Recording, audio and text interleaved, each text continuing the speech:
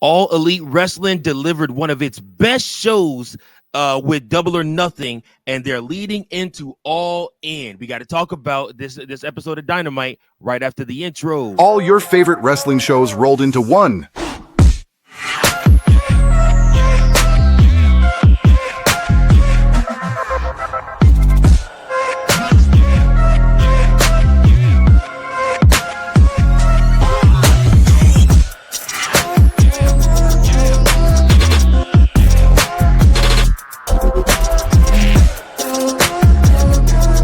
Welcome to the We Book It podcast. Let's start the show.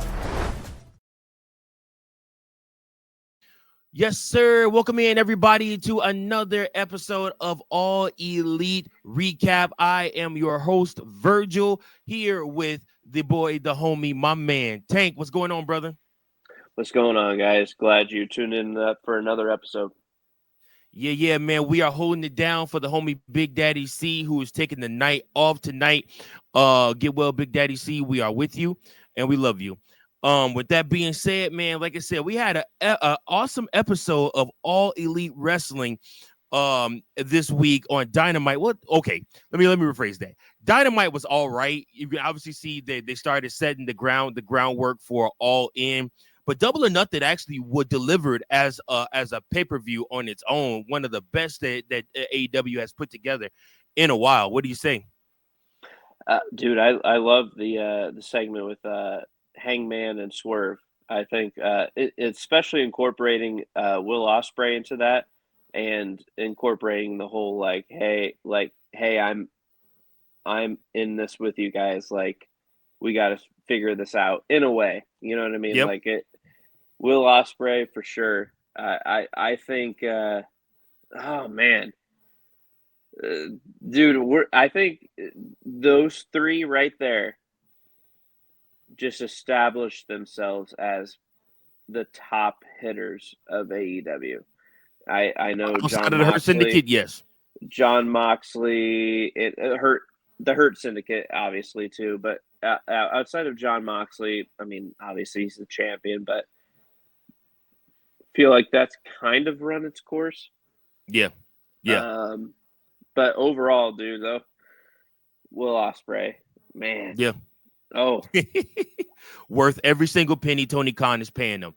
Now, With that being said, let's get down to business, shall we? So the show started off with Tony Schiavone introducing Hangman Adam Page, who put over his win at Double or Nothing. As you know, if you don't know, Adam Page did win the Owen Hart Cup. And sweet belt they gave this year for him and for Mercedes Moné, both the winners of the Owen Hart Cup in their own respect. The Cowboys celebrated his victory before promising to take back the AEW World Championship. And then, of course, anytime you mention the Triple B, Swerve Strickland is also right there. He interrupted to question if he was the reason the Young Bucks cost him the AEW World Championship. Page wouldn't take blame for that. He would not accept that. Then, of course, the peacemaker in all of this, and no, we're not talking about John Cena, Will Ospreay arrived before things escalated, and he tried to convince the mogul that they needed to work together to help the Cowboy, but Swerve said, screw this, and walked out. Hangman versus Swerve is one of AEW's greatest rivalries up to date, and it is the test to see how far they can go working together. It's not easy for Ospreay to keep them from falling apart, though, so we'll have to see what happens with that. But what did you think of this segment altogether? I think overall, dude, I think Swerve's going to end up helping Hangman, and it's going to be a huge pop when he does. Dude, their rivalry in it like, dude, every time I see Swerve, it's such a missed opportunity for WWE. Yeah. Because that man is willing to go to the extreme to make sure that everybody in that crowd is going home happy. Yep. So it'll be interesting. I hope eventually I hope that this will lead to sort of like a 3-on-3 with Hangman, Ospreay, and Swerve versus Claudio, John Moxley, and Wheeler. Sure. Or the other dude they have with him. I don't know. He's a nobody. It don't matter. Yeah, I was gonna say I don't remember, but he can be involved with it. I don't care. He can catch it. But no, it's gonna be great. Absolutely. So a couple of key points here in this segment. The Cowboy gave credit to the aerial assassin for reminding him why he loves this business. He put over Ospreay as the future, which Will Ospreay has taken on the role. I feel like him and Swerve, and obviously Kenny Omega, for the most part, have taken on the role of the leaders in AEW now, with CM Punk being gone back to WWE, and with basically a lot of people flocking away or leaving AEW. He really is putting on his pom-poms and cheering rah-rah for AEW and telling people why they should still believe in AEW and that why they have the better wrestlers. And credit to him for sticking with them. But even in this, I mean, even with all of this that's going on, like I said, in the ring, Ospreay is still one of the best. And then you look at his mic work here, and he really showed you that he is one of the best. Another note, Hangman gave back the men's Owens championship because it is not his to defend. He then turned his focus to the AEW World Championship. So yes, like I said, coming after that AEW World Championship, and so it's going to be interesting to see how the stories align, because again, and we'll hear from the Hurt Syndicate later on, but MJF wants his title back, and for all intents and rights and purposes, that belt is MJF's. I don't care what nobody say. You can have Swerve, you can have Will Ospreay, you can have Hangman Adam Page, you can have John Moxley, you can have everyone. To me, when it comes to the AEW World Championship, it belongs to MJF until Bobby Lashley decides to take it from him, because you know that's coming. But I won't kill the lead too much. Let's move on to the next segment. The next segment: John Moxley, Gabe Kidd, and Marina versus Mark Briscoe, Mike Bailey, and Willow Nightingale. So after a tough fight for the Death Riders, John Moxley, Gabe Kidd, and Marina Shafir took control away from Mark Briscoe, Speedball, Mike Bailey, and Willow Nightingale. So Mox locked in the Bulldog chokehold while Shafir and Kidd stopped Willow and Bailey. The referee, Aubrey Edwards, called for the bell when Briscoe was no longer able to defend himself. All in all, this was a fun contest that solidified the danger the Death Riders still pose, even after some tough losses. In particular, Kidd looked fearsome while destroying everyone in his path. So, and more importantly than that, Moxley, I felt like, needed more wins like this to remind everybody just how damn dangerous he is, especially preparing for war with a man like Hangman Adam Page. So what did you think of this segment, this match? The Death Riders as a whole, man, I like them individually.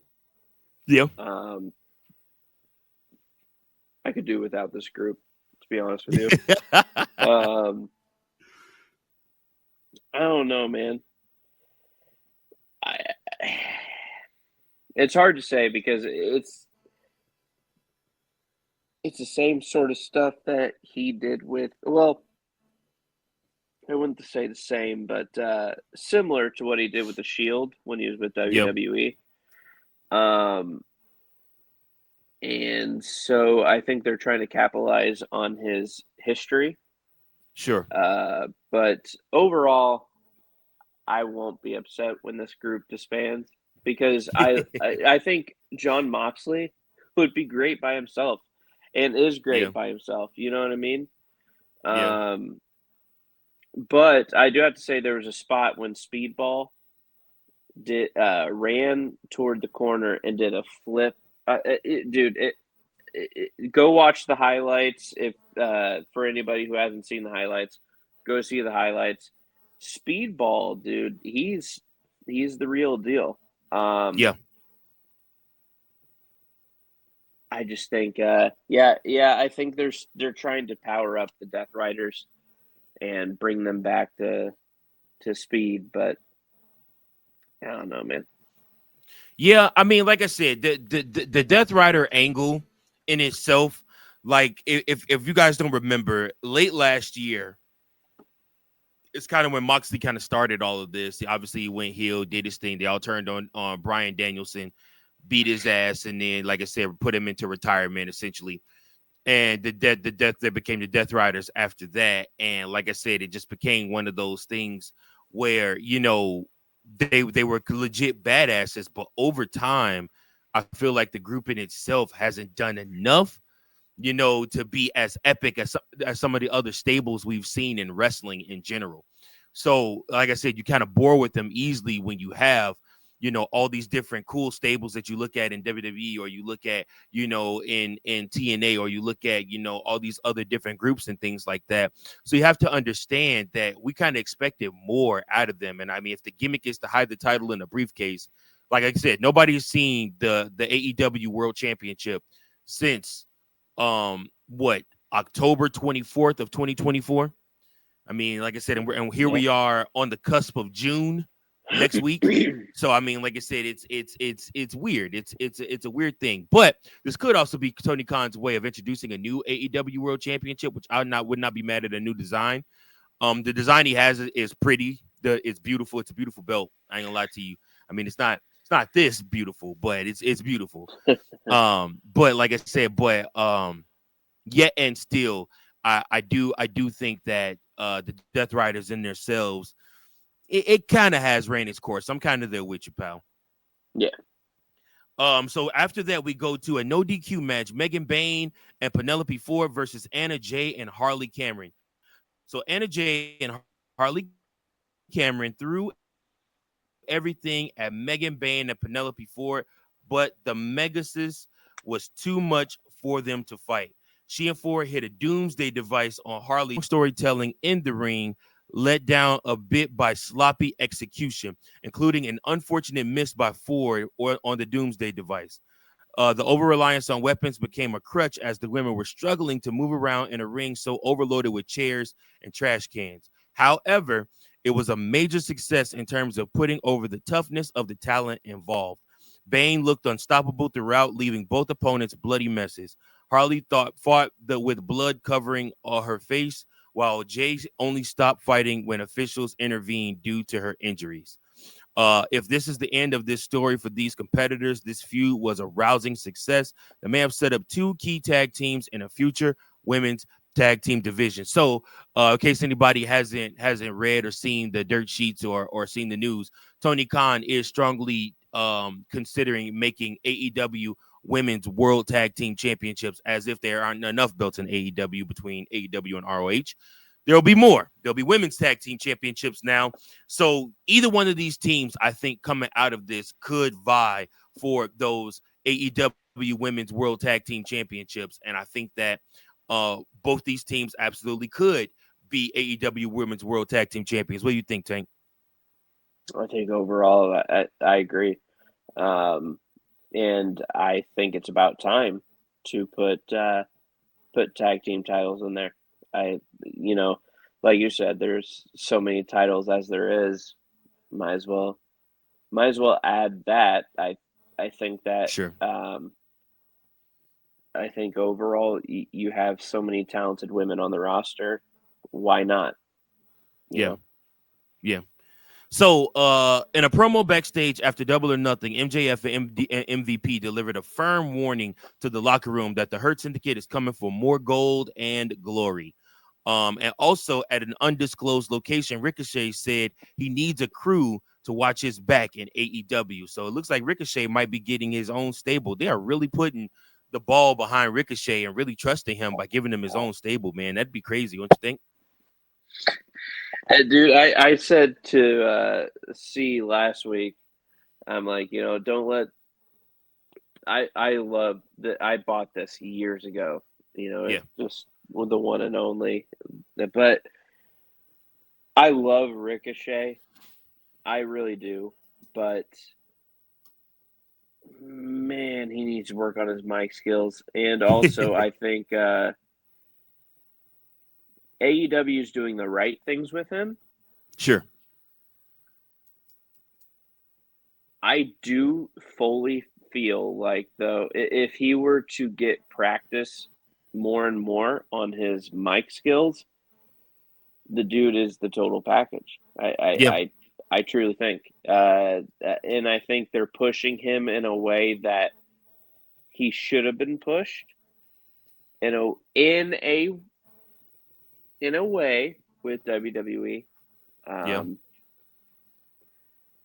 But yeah, I hope the best though overall for Ricochet, man. Sure. I know he's doing the best he can with the skills he has. And so if he can just advance on the skills that he needs to progress on, like the mic skills, I think you're looking at a huge star in AEW. Absolutely. They're already putting the ball behind him. Speaking of putting the ball behind him, the AEW Trios Championship match was next up. The Ops versus the Frat House.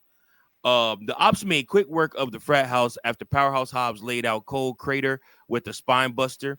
Renee Paquette was ready to talk with Jamie Hayter, but the lights went out. When they went back on, the Toxic Spider, Thekla, laid her out. There was only one way this matchup could go, as the Frat House is the most obnoxious jobber gimmick on the AEW roster. Hopefully AEW does not rely too much on the group, as it's genuinely annoying gimmick. It does work occasionally to get easy heat and give some baby faces a quick win, though. Tequela's arrival was the biggest story and a genuine fun moment for the future of AEW. She stands out on an improving women's roster with her confident presentation. The segment was over quick, but it worked in selling this was a surprise attack that will have strong follow-up down the road. So a feud with Hayter gives her an immediate top star to work with and make sure both stay relevant for a while. So what'd you think of this segment? I mean,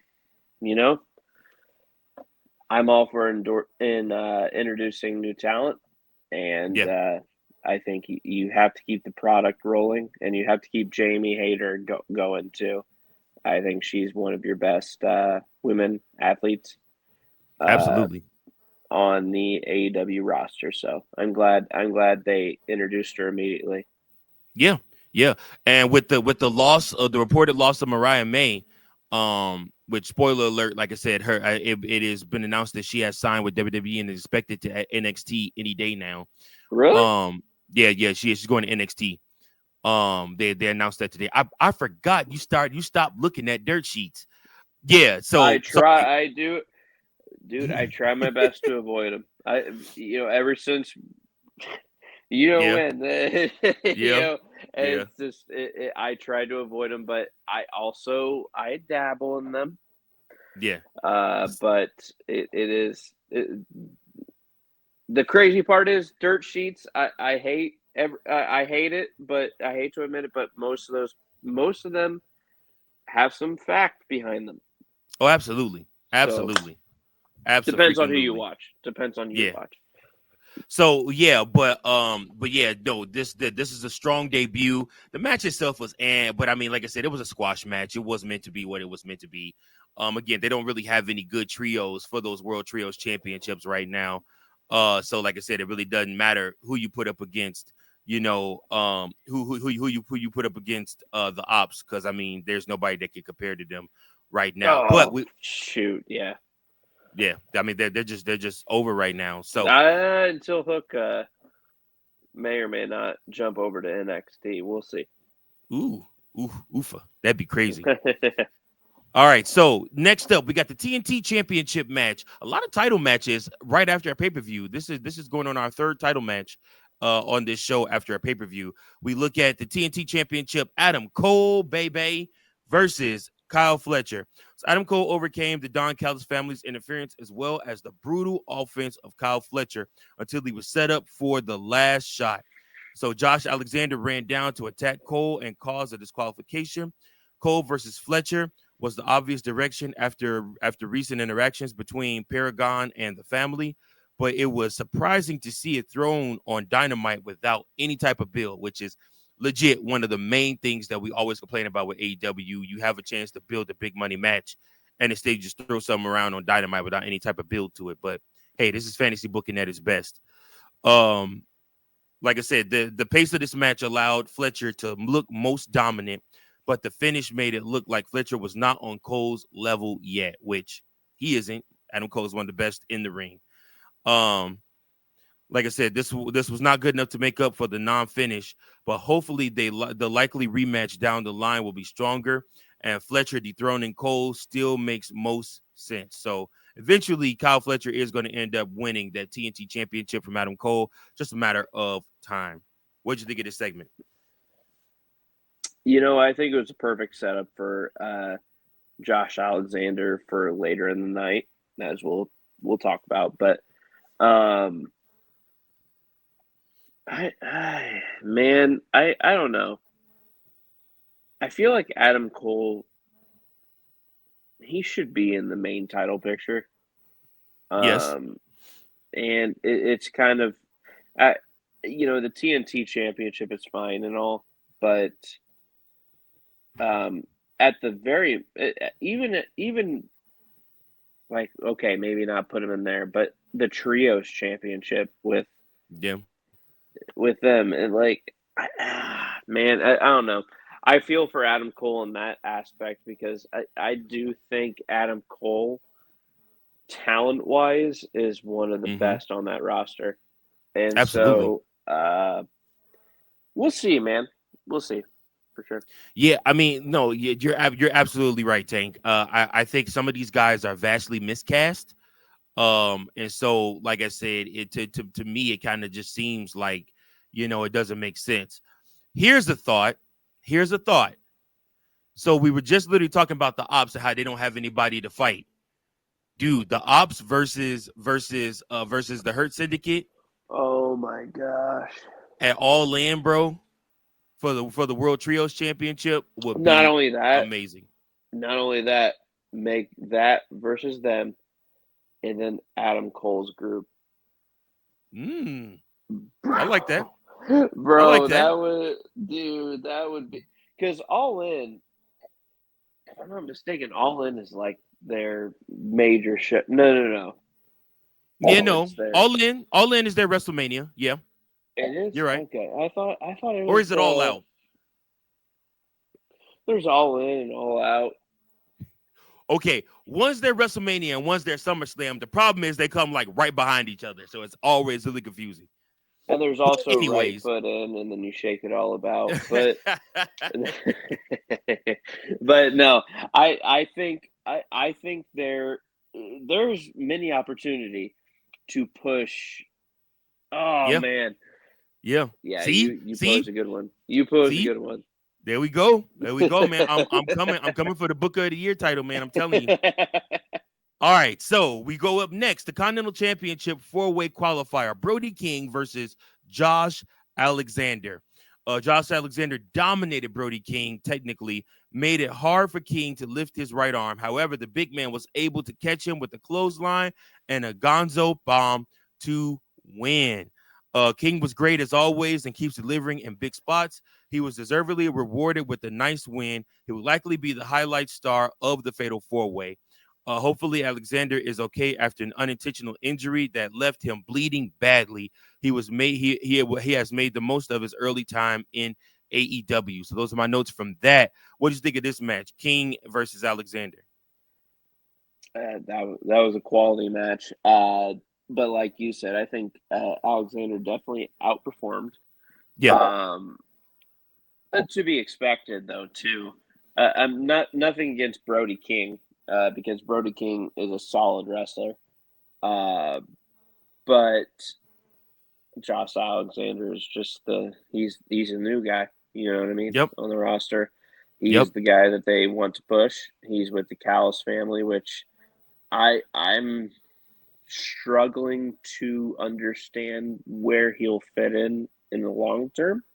Sure. But we'll see. Yeah. I guess, like I said, I mean, it's building to something. We know it's building to something. Again, like I said, this is another team that could be going after tag title gold or trios title gold. Instead of them doing these stupid, squash matches. But at the same time, like I said, you got to be able to have some writers, man, that can write some good storylines to make this stuff make sense. Okay, we move on from there, and we have our main event moment, I guess.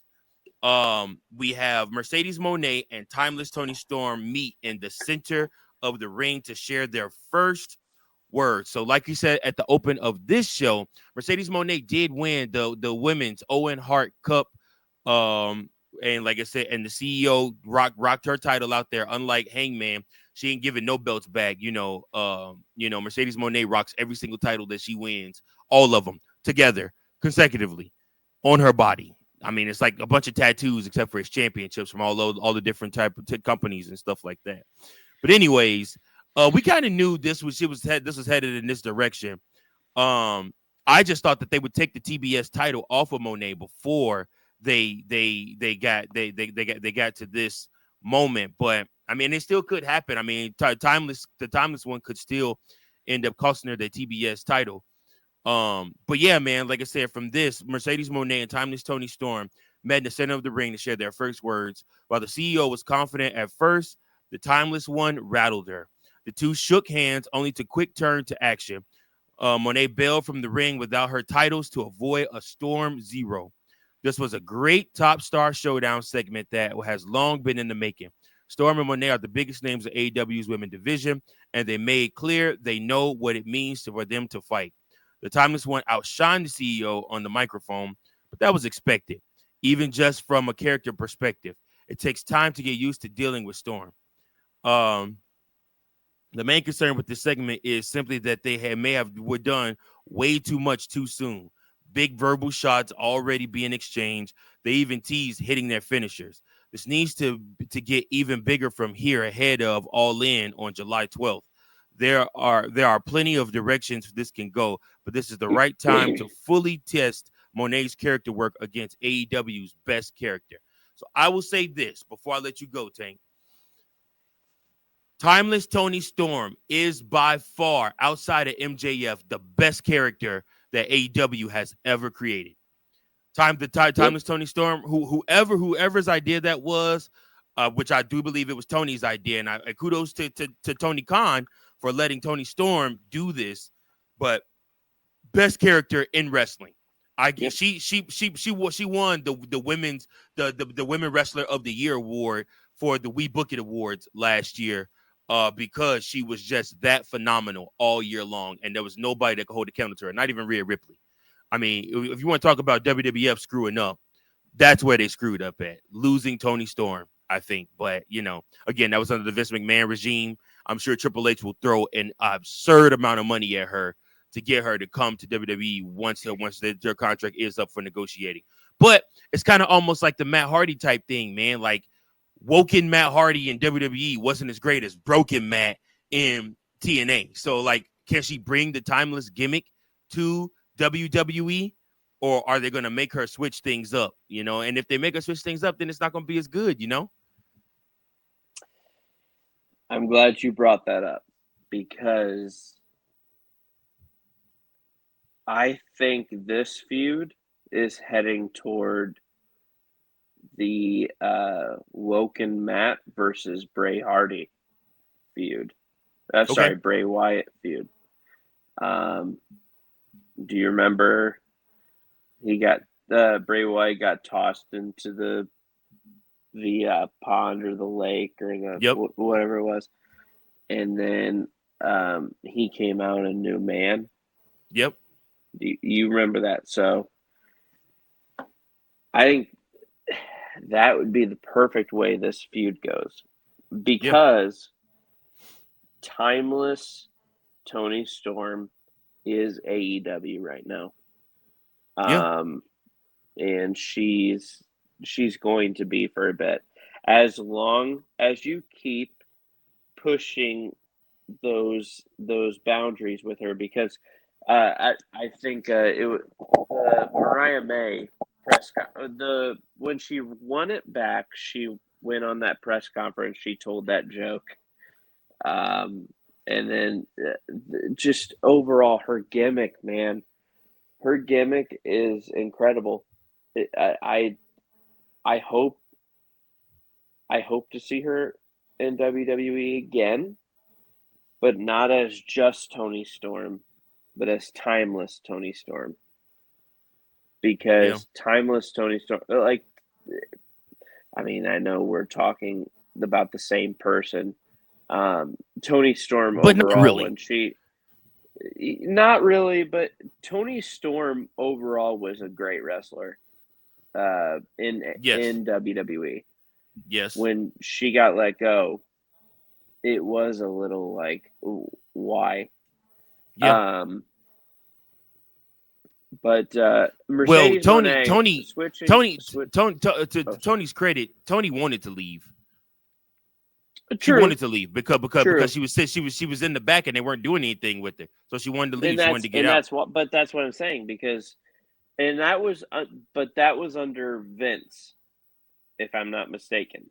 Yeah, yes, it was. That was under Vince. So hopefully they find a way to bring her back. Mercedes Moné.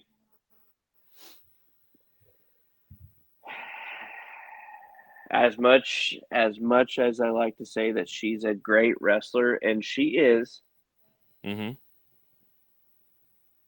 feel like with the money that AEW is giving her, they're tossing everything that they can at her to establish her as the number one.